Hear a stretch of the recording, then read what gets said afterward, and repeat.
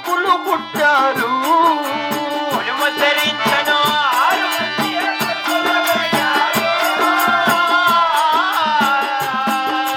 కొడుకులు కలిగారు.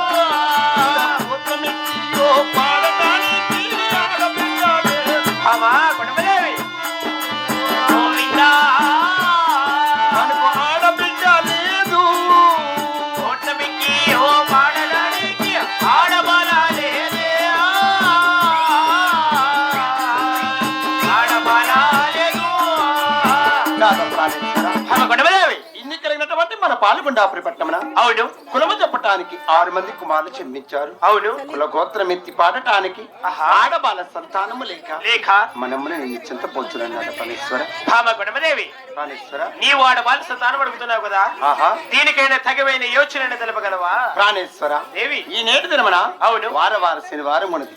ఆహా. పత్ర సమేతముగా తలంటి తల స్నానం చేసుకుని అవును కదా బాబా. మన ఇంటి దేవుని కథ స్వామికి అవును దేవి. 300 రూపాయలు ముడుపు కట్టి ఆహా. వెలలేటి రాజ్యములు తిరిగి అవును. ముక్కోటి దేవతలకు పూజ చేసిన ఏ దేవుడైనా మన భక్తి ఆచారం మెచ్చి మెచ్చి మనకు ఆడబాల సంతానం కలిగించిన ప్రాణేశ్వర.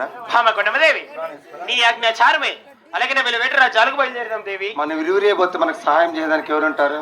అవును గాడిద మండ ఉన్నాడు, పిలిపించాను మహామంత్రిని. ఆ. అలాగే బామా మన దగ్గర చేతులు దగ్గర